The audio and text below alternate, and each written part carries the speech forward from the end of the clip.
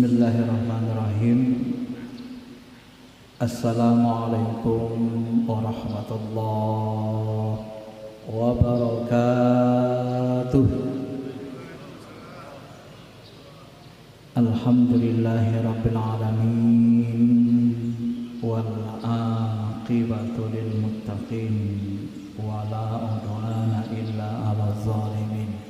Allahumma shalli ala sayyidina habibina syafi'ina wa maulana Muhammadin wa ala alihi wa sahbihi ajma'in, amma ba'd. Bapak Ibu yang dirahmati Allah, bulan Ramadan kemarin kita lompat tentang puasa. Ini kita kembali urut lagi kajian kita bab 8, pasal yang ke-8. Fi bayan syarat zikr, penjelasan tentang syarat-syarat zikir. Sebelumnya kita sudah membahas tentang metode berzikir, ya, cara berzikir. Ini syarat-syarat zikir. Wa huwa ayyakuna zakir ala wudu'it tam. Syarat zikir itu, kata Syekh Abdul Qadir Jilani, kalau kita mau berzikir, mau munajat kepada Allah, yang pertama kita lakukan adalah ala wudu' tam, harus memiliki wudu' yang sempurna.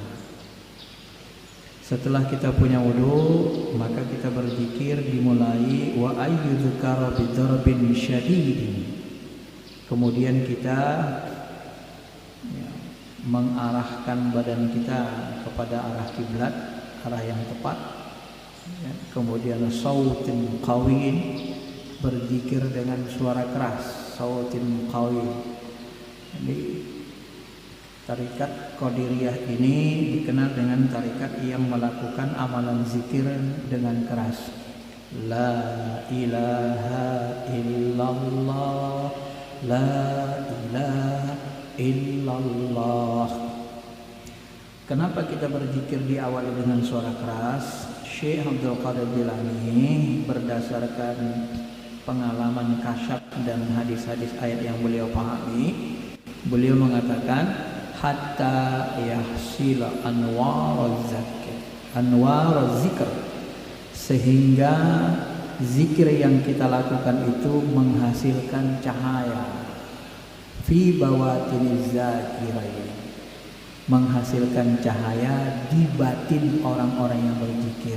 Maksudnya sampai cahaya zikir itu menerangi hati kita, ya. Wa tasiru qulubihim ahya bihadzal anwar. Dengan cahaya zikir ini nanti kita akan merasakan hati kita akan hidup. Maka hati kita gampang menangis, hati kita bergetar disebut nama Allah. Itu ciri-ciri hidup hatinya. Al-Quran menyebut itu ada 3 minimal, ya. Disebut nama Allah, juludun, kulit mereka taksyairu, kulit mereka merinding, ya, bergetar. Kemudian iza zukirallah wajilat qulubuhum, hatinya di dalam pun bergetar. Itu ciri-ciri hati sudah hidup. Atau nanti taro a'yunahum tafidu minad dam'i mimma 'arafu minal haq. Kalau zikir itu suka gampang kali meneteskan air mata. Ini ciri cahaya zikir sudah menerangi qalbu. Jadi dimulai dengan zikir jahar. La ilaha illallah, la ilaha illallah, la ilaha illallah, la ilaha illallah. Dijaharkan dia, ya, sautin qawin, dengan suara yang kuat, supaya dia menghasilkan cahaya. Bagi orang-orang yang kasyaf seperti beliau ini, insya Allah semua mursyid kita yang kasyaf akan melihat cahaya zikir itu akan sangat terang sekali, tergantung dengan kekuatan rohani, kebeningan hati kita. Hayatun abadiyatun ukhrawiyatun kama qala Allah Ta'ala. Nah, nanti hati itu akan hayat, hidup abadi, ya, sampai nanti hari akhirat. Seperti mana dikatakan Allah, la yazuquna bihal mauta illal mautatal ula.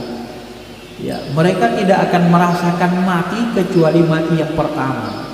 Jadi kalau bahasa lainnya, orang-orang yang berzikir, orang yang bertarikat punya mursyid, ketika mereka mati, hati mereka sudah hidup, maka hidup hatinya, kalbunya hidup, kesadarannya hidup, ruhaninya hidup. Maka orang-orang yang meninggal dalam keadaan hatinya hidup tidak bisa dikatakan mati. Kenapa? Karena memang udah hidup hatinya. Yang mati itu orang kafir, yang hatinya tidak hidup. Ya. Wa kama qala Allah Rasulullah sallallahu alaihi wasallam, sebagaimana dikatakan Nabi sallallahu alaihi wasallam juga, al-anbiya wal auliya yusalluna fi quburihim kama yusalluna fi buyutihim. Nah, para nabi, para wali itu mereka sholat di kubur mereka sebagaimana ya mereka sholat di rumah-rumah mereka. Emang hidup Pak ruhani itu. Ruh itu gak mati. Siapa bilang ruh mati? Cari dalilnya coba. Baik Quran maupun hadis, nggak ada yang mengatakan ruh orang beriman itu mati. Nggak ada. Ruh yang mati itu, yang tak bisa menjawab, tak bisa ngapa-ngapa itu, itulah ruh orang kafir. Maka ketika selesai perang Badar, Nabi SAW dalam hadis Sahih Bukhari Muslim memanggil, hei Abu Jahal, hei Abu, segala Abu dipanggil. Orang-orang kafir itu, pembesar-pembesar kafir Quraisy, apakah kalian telah menemukan apa yang dijanjikan Allah kepada kalian? Diajak Nabi ngomong. Waktu itu perang Badar ini kan baru-baru hijrah. Ngomong, ya Rasul, apa mereka mendengar? Mereka mendengar, tapi tak bisa menjawab. Orang kafir bisa mendengar, tapi ruhaninya terpenjara, tak bisa ngapa-ngapain. Ya, tersiksa, terpenjara. Adapun ruh para nabi, para rasul, apakah terpenjara? Tidak. Ruh para nabi, para wali, para orang-orang mukmin yang bertarikat, punya mursyid, yang hidup hatinya tidak terpenjara. Mereka hidup di dalam kuburnya.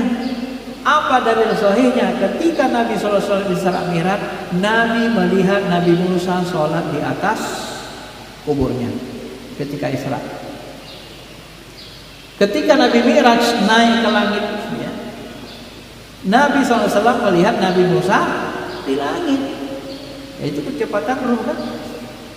Waktu Isra dari Masjidil Haram ke Masjid Al-Aqsa, Nabi SAW melihat Musa sholat di kuburnya. Ketika Mi'raj naik ke atas, ketemu lagi di atas. Ini kecepatan. Artinya apa? Artinya inilah yang dikatakan Nabi, bahwa ruh para nabi, para wali itu tidak mati. Bal ahya'un inda rabbihim yurzaqun. Ya, mereka itu hatinya, ruhaninya hidup, mereka mendapat rezeki. Mereka di sisi Tuhan. Di sisi Tuhan itu di mana? Di mana Allah itu? Ya. Jangan kita anggap di sisi Allah inda rabbihim itu mereka ya di atas, katakan saja dulu di satu tempat, gak bisa ngapa-ngapain. Allah itu muhitu bikulli syai', meliputi segala ruang dan waktu, meliputi alam. Dan mereka itu bebas mau kemana saja. Maka di dalam kitab Ruh Ibnu Qayyim, Salman Al-Farisi mengatakan ruh orang beriman itu sholat di kuburnya, dan mereka bisa pergi kemanapun mereka mau dengan izin Allah. Saya terus terang Pak, waktu saya pertama membaca kitab Ruh ini, pendapat Salman Al-Farisi ini, kaget saya. Ternyata ada sahabat yang ngomong kayak gini, Salman Al-Farisi. Saya melacak riwayat-riwayat tentang di mana ruh itu, ngapain ruh itu setelah orang beriman meninggal wafat. Saya lacak, kumpulin hadis-hadisnya dengan pendapat sahabat, termasuk kitab Ibnu Qayyim. Tiba-tiba sampai lembaran yang mengatakan, Salman Al-Farisi mengatakan ruh orang beriman tempatnya di mana? Ruh orang beriman berada di atas kuburnya, dan dia sholat di atas kuburnya, dan dia bisa pergi kemanapun dia mau dengan izin Allah. Kaget saya. Sahabat-sahabat lain sebagian berpendapat tidak seperti itu. Sahabat lain ada yang mengatakan seperti Al-Quran, seperti hadis, ruh orang beriman nanti berada di dalam paruh burung hijau orang yang mati syahid. Itu hadis sahih. Ya. Ruh orang beriman nanti ada yang berada di atas manabil dekat mimbar arasnya Allah Ta'ala. Macam-macam. Nah, tiba Salman Al-Farisi, dia sebut begitu. Maka saya lacak, siapa sebenarnya Salman Al-Farisi ini? Lacak-lacak, Salman Al-Farisi ini adalah mursyid tarikat Naqsabandiyah dan Alawiyah. Dari Abu Bakar, Salman Al-Farisi, terus ke bawah. Kemudian tarikat Alawiyah itu juga Imam Ali, Salman Al-Farisi, terus nanti Hasan Husain, terus ke bawah. Nah, dari situ kita paham ternyata ada mursyid tinggi, mursyid tarikat, yaitu siapa? Salman Al-Farisi. Dan dia berpendapat begitu. Dan untuk ilmu gaib seperti ini harus dikonfirmasi dengan kasyafnya para ulama-ulama. Kasyful ghaib. Saya contohkan gini. Ilmu ini kan Pak, tidak semuanya ilmu jahil. Nabi itu punya ilmu jahil, ilmu batin. Ilmu batin itu hanya bisa dikonfirmasi orang yang rasikh ilmunya. Contoh, rapatkan saf kalian, saf yang tidak rapat nanti akan datang setan berbentuk anak kambing. Hadis sahih kata Nabi SAW. Siapa yang bisa mengkonfirmasi kebenaran itu? Bahasa Nabi itu. Siapa yang bisa? Orang syariat tidak bisa. Ulama syariat tidak bisa. Yang bisa mengkonfirmasi kebenarannya hanya ulama hakikat, yang mereka diberi keizinan Allah untuk melihat itu. Maka ilmu Nabi itu bukan ilmu syariat saja. Sunnah Nabi bukan sunnah syariat saja. Nabi ngomong syariat keluar, hakikat keluar. Maka orang yang belajar sunnah syariat jahil saja, saya khawatir kita Pak, gak hidup kalbunya, ya, gak hidup kalbunya. Kalau kalbunya tidak hidup, ya, ketika dia mati ruhnya. Ruhnya tidak hidup, kalbunya tidak hidup. Itu yang kita khawatirkan. Maka zikir itu menghidupkan ruh, menghidupkan kalbu. Masyaallah muslimin, Bapak Ibu yang dirahmati Allah Subhanahu wa taala. Nah, beliau mentakwilkan yang dimaksud dengan sallu di sini yakni yunajuna rabbahum abada. Mereka munajat. Ya. Duduk di atas kuburnya munajat, hanya ingat Allah rohaninya. Munajat kosong. Kalau dalam bahasa orang agama-agama dulu itu, orang-orang Jawa itu sebut apa istilahnya? Kalau orang Hindu menyebutnya dengan apa istilah mereka? Seperti orang bertapa gitu, apa namanya? Apa namanya Pak? Meditasi ya. Bahasa modernnya meditasi. Meditasi dalam Islam itu itulah namanya tahannul fil Iraq. Meditasi dalam itu itulah yang disebut dengan iktikaf, munajat. Yunajuna rabbahum, mereka munajat. Munajat itu ngapain? Bisik-bisik. Arti dasar munajat itu bisik-bisik, menghadapkan hati hanya ke Allah. Hati kita saja yang ngobrol sama Allah. Kamu enggak ada yang kita ingat yang hadir di hati kecuali hanya Allah Ta'ala. Kenapa bisa begitu? Di dunia mereka itu aja kerjanya Pak. Nabi, Rasul, Wali itu mereka meluangkan waktunya untuk munajat, berzikir. Maka Nabi mengatakan khairul zikir al-khafi, zikir terbaik itu zikir tersembunyi, zikir dalam hati, zikir munajat. Itulah zikir taslim. Nah, orang yang membiasakan zikir dengan zikir munajat, zikir taslim, hanya pasrah berserah diri ke Allah, nanti dia meninggal, ruhnya gampang keluar orang hidup. Ya. Wala tamutunna illa wa antum muslimun. Jangan kamu mati kecuali dalam kondisi hati kamu, ruh kamu salimah, qalbun salim. Qalbun salim, hati, ruh yang pasrah berserah diri hanya ke Allah, menyerahkan dirinya ke Allah. Wa antum muslimun, kecuali kamu mati dalam keadaan muslimun. Muslimun itu apa? Hakikat makna muslimun itu adalah berserah diri hanya ke Allah. Tunduk patuh, Salima, aslama, arti dasarnya tunduk, patuh, berserah diri. Maka ketika kita mati, karena kita sudah sering munajat, pasrah, berserah diri ke Allah, ketika kita mati, gampang ruhnya keluar. Ruhnya hidup, keluar. Terpisah dari jasad. Kenapa? Sudah terbiasa munajat, berserah diri ke Allah. Adapun orang-orang yang tidak mampu berserah diri, pasrah benar-benar ke Allah, merekalah para pecinta dunia. Maka nanti matinya susah sekali ruhnya keluar dari badannya, susah sekali pisah, Pak. Kenapa? Karena ruhaninya di situ, qalbunya masih berisi hubbud dunia yang terlalu banyak. Jadi yang membuat orang susah meninggal, salah satunya dikatakan ulama adalah karena qalbu, hati kita berisi dunia selain Allah. Ya, begitu kita mau meninggal, mau kembali ke Allah, anakku lagi, perusahaanku lagi, uangku lagi, itu ruhani rasa kita itu, Pak, dia susah sekali berpisah dengan bumi, dia ditarik terus sama perasaan itu. Itu yang membuat orang susah meninggal. Ya, sakit sekali dirasakannya untuk kembali kepada Allah. Ma'asyiral muslimin, Bapak Ibu yang dirahmati Allah. Nah, beliau mentakwilkan yusalluna fi buyutihim ini, yusalluna fi kuburihim, mereka sholat di kuburnya itu dimaksudkan adalah munajat. Yunajuna rabbahum, mereka munajat kepada Allah. Ya. Walaysa ma'nahu zahiratus shalah minal qiyam war ruku' was sujud wal qud, bal mujarrad al munajah min qablil 'abd, min qibalil 'abd. Jadi beliau mengatakan bukan salat ruku' sujud, enggak pakai ruku' sujud lagi. Kenapa? Karena di alam ruh, di alam barzah itu tidak ada perintah salat. Enggak ada perintah lagi, Pak. Jadi mereka salatnya munajat. Ruhani itu munajat ke Allah. Maka dalam surah Yasin nanti kadang-kadang disebut ruh itu tertidur, tiba-tiba dibangunkan, kaget dia. Ada yang model seperti itu, menikmati keheningan, kematian itu. Kematian itu seperti tidur. Ruhaninya ya Allah saja menikmati.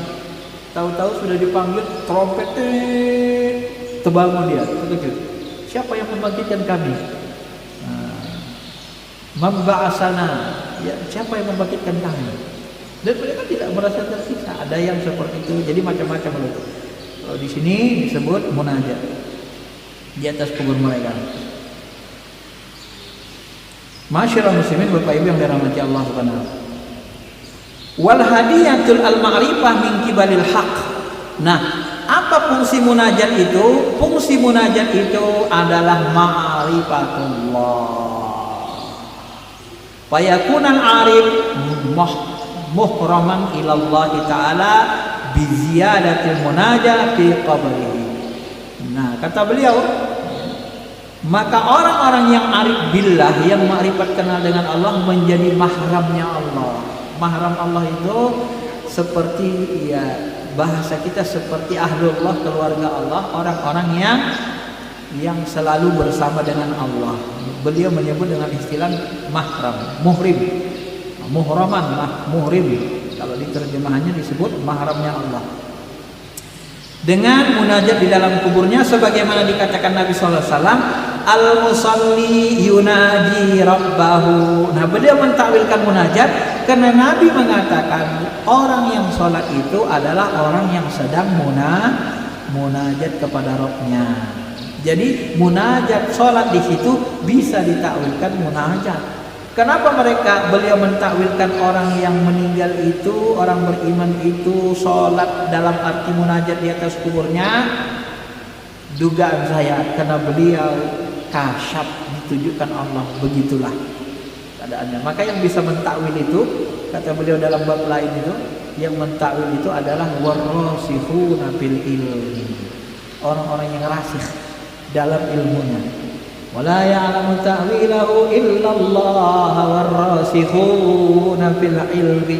Tidak ada yang mengetahui takwil Al-Qur'an kecuali Allah dan orang-orang ulama yang rasikh dalam ilmunya. Nah, sebahagian mentafsirkan begitu. Ya, menggandengkan Allah dengan orang rasikh. Wakafnya di rasikh dalam ayat itu. Masyaallah muslimin, Bapak Ibu yang dirahmati Allah. Maka pengetahuan seperti ini itu dikonfirmasi lagi dengan petunjuk Allah dalam bentuk kasyful ghaib bagi ulama-ulama yang ahli ma'rifat.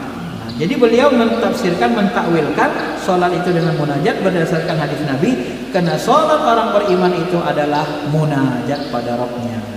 Fakama la yanamul qalbil hayy fakadzalika la yamutu kama qala Nabi sallallahu alaihi wasallam.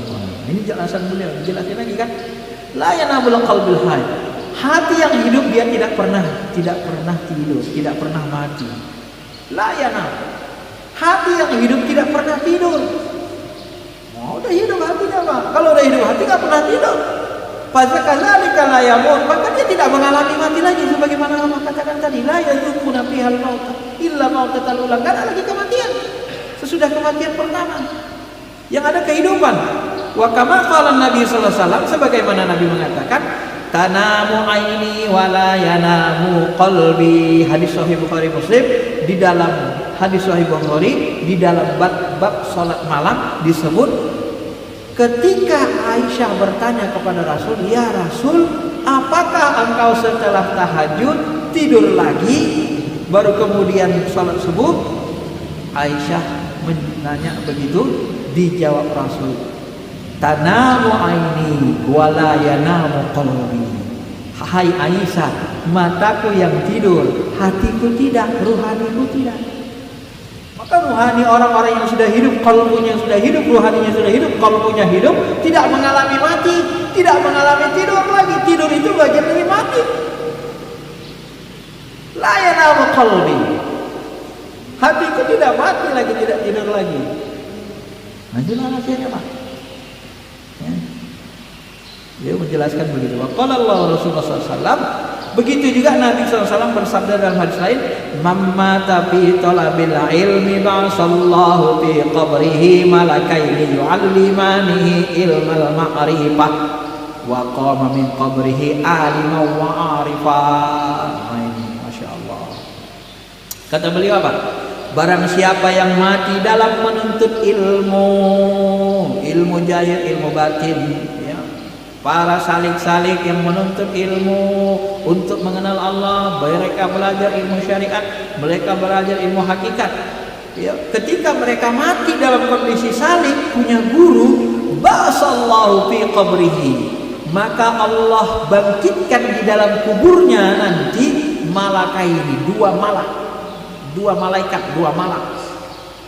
Yu'allimani, dua malak ini mengajari dia ilmu ma'rifah dan wa qama min qabrihi, dan nanti dia dibangkitkan dari kuburnya pada hari pembangkitan dalam kondisi alim wa arifan, menjadi ulama arif dan orang yang arif billah. Masya Allah. Kalau bahasa beliau, inilah untungnya orang yang bertarikat, punya mursyid. Coba kita lihat penjelasannya. Wal muradu fil malakaini wa ruhaniyan nabi wal wali. Apa yang dimaksud dengan dua malakaini di situ? Dua malakaini di situ beliau mentakwilkan. Ini mungkin berdasarkan kasab juga, kita baik sangka. Apa yang dimaksud dua malakaini di situ? Adalah ruh nabi dan ruh wali. Maksudnya siapa ruh wali? Itulah mursyid tarikat kita tadi, Pak. Ngajari kita nanti terus di kuburan, rohani kita. Rohani kita nggak mati. Di kuburan diajari munajat untuk mengenal Allah, dibersihkan lagi. Bebas.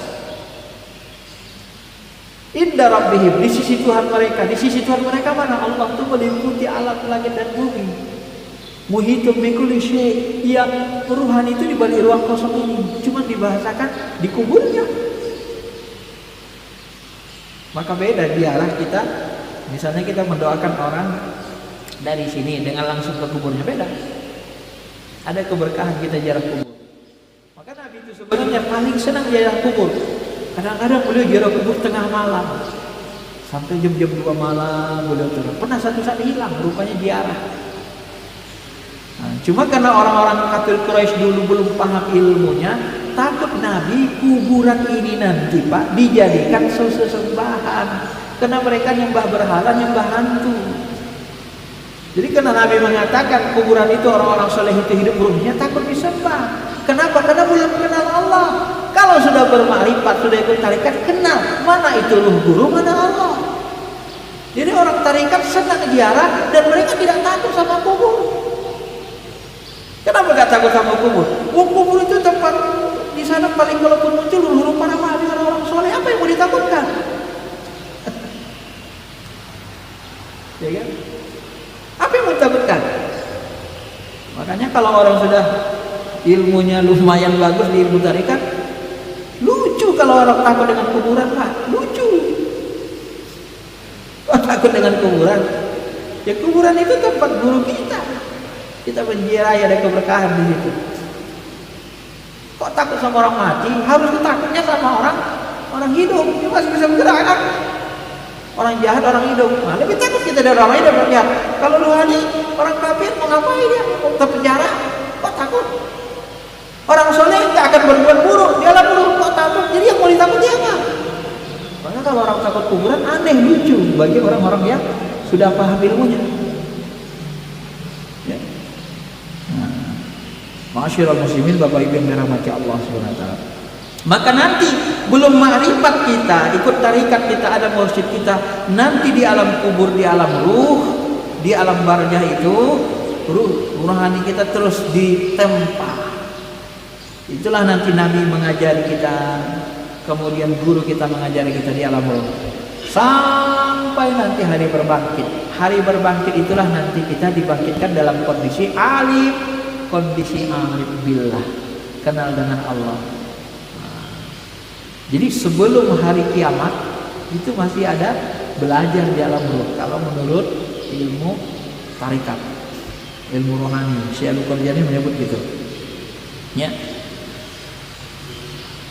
Sebagaimana juga Nabi SAW pernah bersabda, "Kam min rajulin mata jahilan wa qama yaumal qiyamah aliman wa arifan."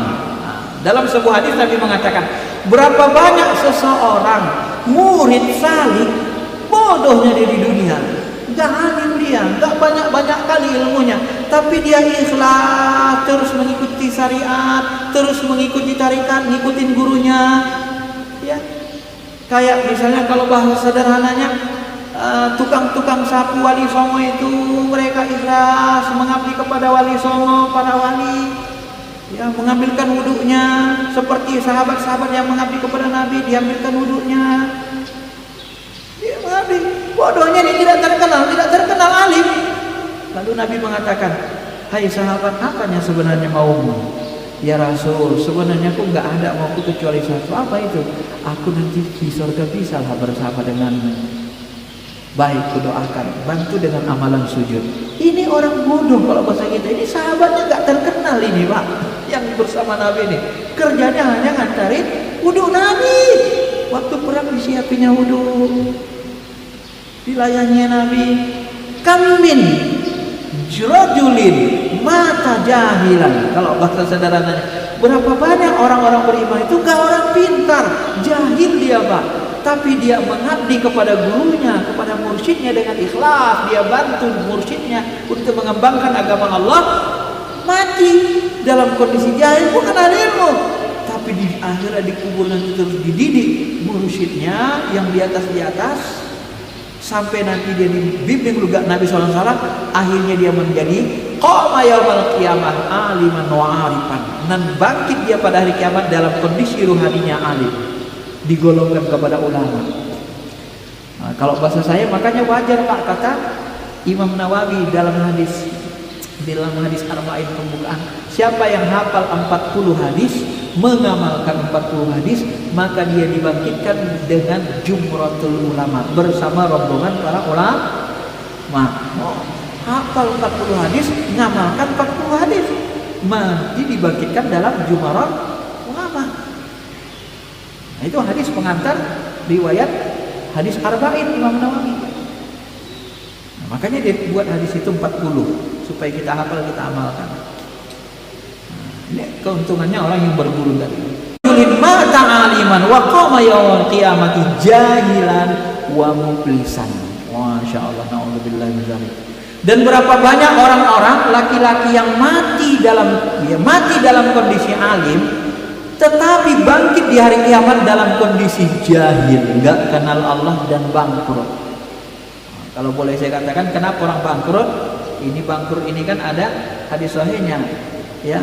Atadruna minal muflis? Wahai sahabat, tahukah kalian siapa yang muflis? Lalu sahabat bertanya, ya Rasul, orang muflis itu orang yang bangkrut gak ada duit lagi. Oh enggak. Orang muflis itu adalah orang yang datang dengan sholatnya, dengan puasanya, dengan zakatnya, amalnya. Waqad syatama haja, dia suka mencela ulama, mencela orang lain. Waqadzafa haja, dia suka membohongi, buat bohong, provokator. Belum tahu dia benar, sudah dia yakini benar. Akhirnya nanti dia menyakitin orang, dia membina orang, dia bohongi orang. Akhirnya nanti pahala sholatnya habis, muflisan. Nah, ada orang alim, tetapi alimnya syariat, hatinya tidak hidup, qalbunya tidak hidup dengan zikrullah. Dakwahnya mencaci, mencela, dakwahnya provokator, asiknya di ulama, mencela ulama, habis, bangkit dalam kondisi jahil, bodoh, nggak kenal Allah, muflis, bangkrut, habis amalnya. Karena banyak mencaci maki. Nah, itu masalah di sini, Pak. Jadi jangan main-main dengan ilmu tarekat, ilmu zikir ini. Kalau kalbu kita nggak hidup, kalau kalbu kita nggak kenal Allah, mati kalbu itu. Yang bisa menghidupkan kalbu zikrullah, ya. Yang bisa membuat kalbu ma'rifat Allah, zikrullah. Ma'asyiral muslimin, Bapak Ibu yang dirahmati Allah.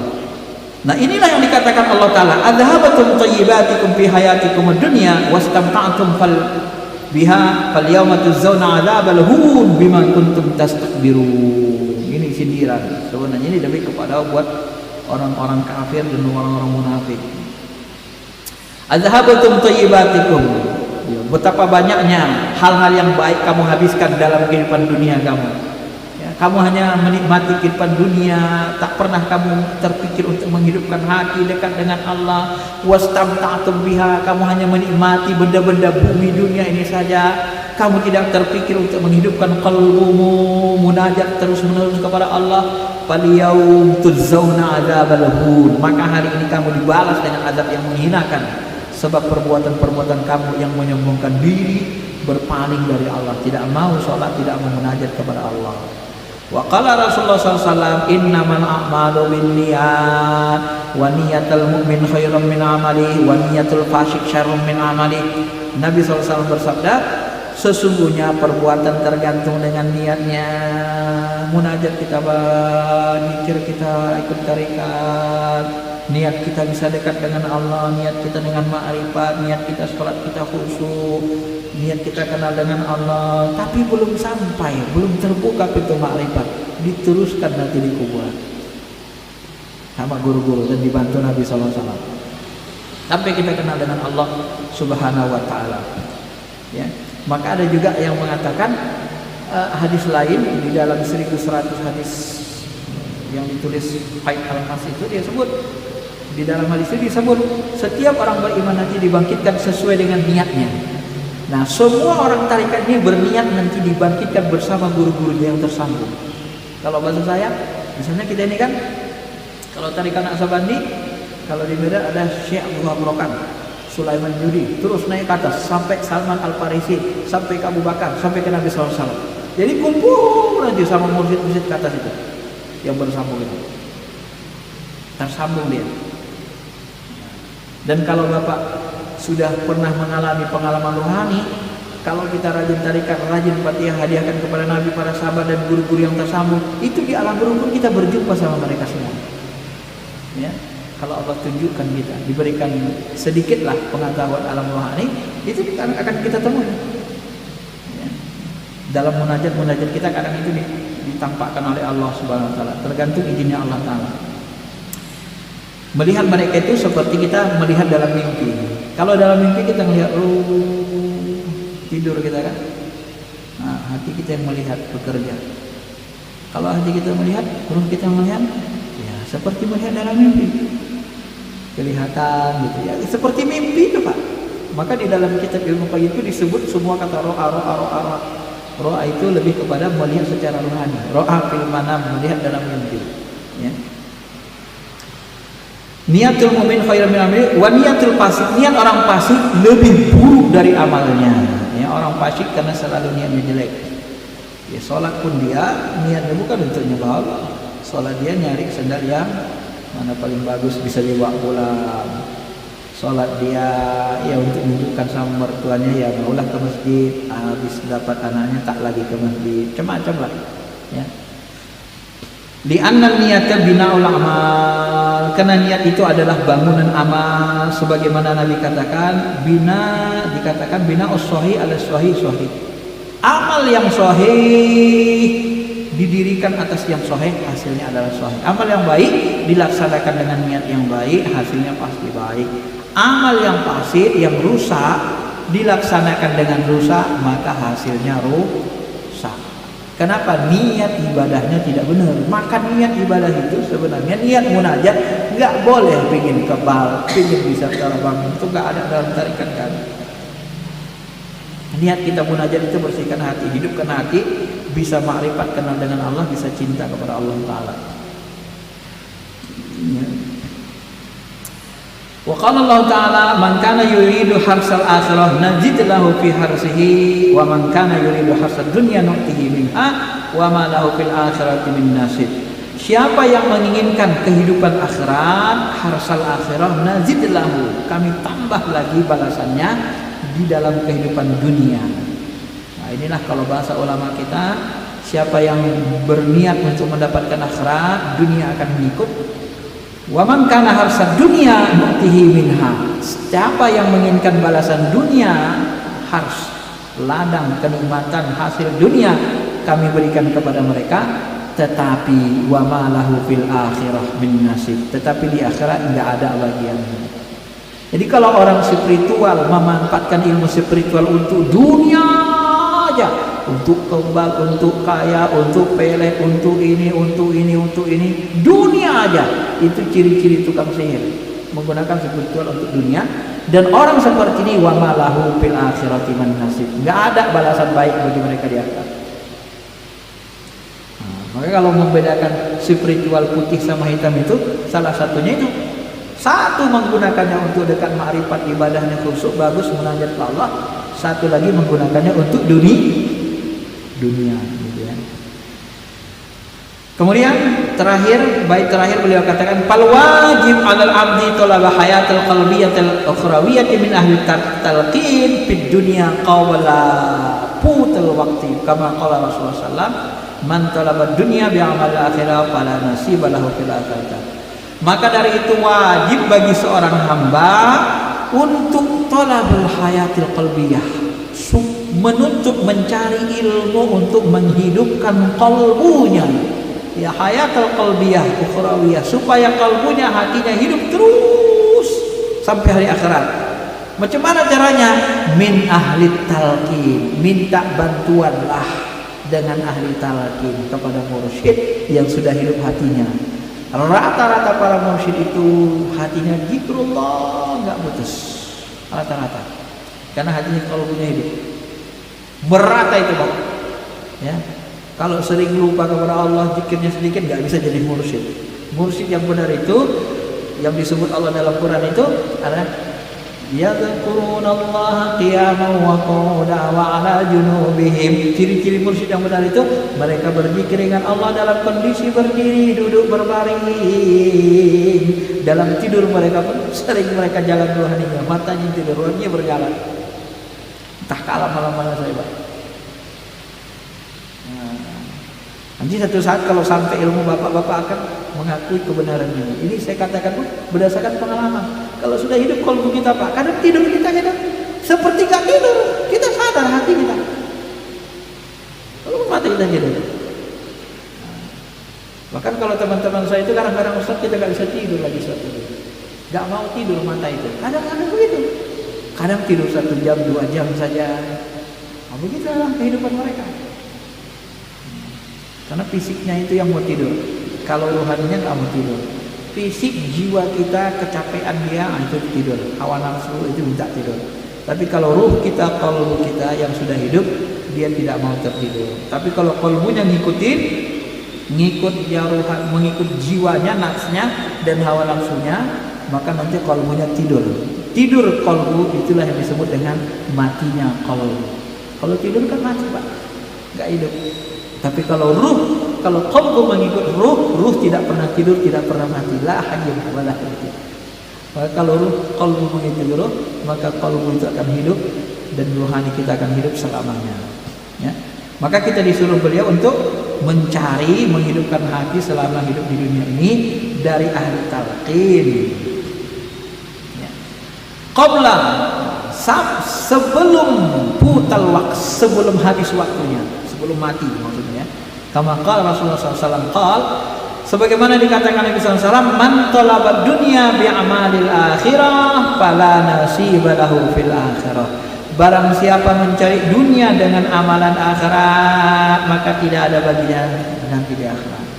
Jadi kalau orang menggunakan amal-amal akhirat untuk dunia, nah itulah spiritual, menggunakan agama.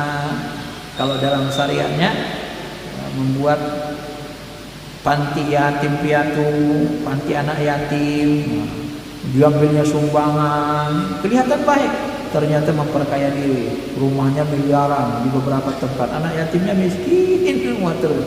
Nah, ini bahaya kan? Amal akhirat, anak yatim tapi digunakan untuk kesenangan dunia. Kalau orang seperti ini tidak dapat nanti akhirat. Pad dunia mazratul akhirat, dunia ini Bapak Ibu sebagaimana dikatakan Nabi adalah ladang akhirat, mazrah akhirat.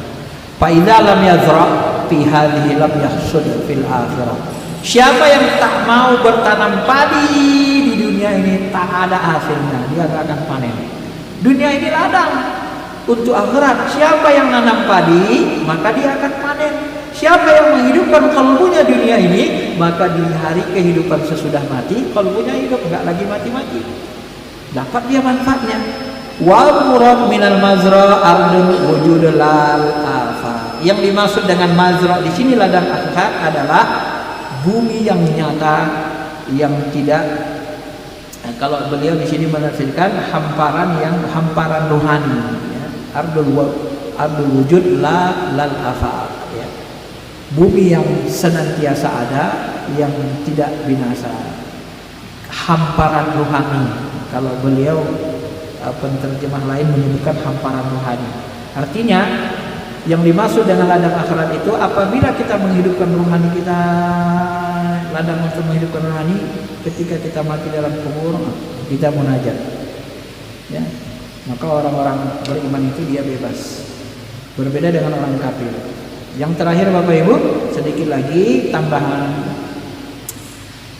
pendapat mursyid-mursyid kita, tambahan dari penjelasan ini. Orang-orang yang bertarikat, orang-orang yang selalu munajat, dekat dengan Allah di dunia, nanti dalam kuburnya juga dia akan dekat. Maka nanti kata sebagian ulama kita, ruhani mereka itu sebagaimana dikatakan Salman Al-Farisi, mereka ruhaninya bebas, di kuburnya munajat, dan mereka bisa pergi kemanapun mereka mau dengan izin Allah.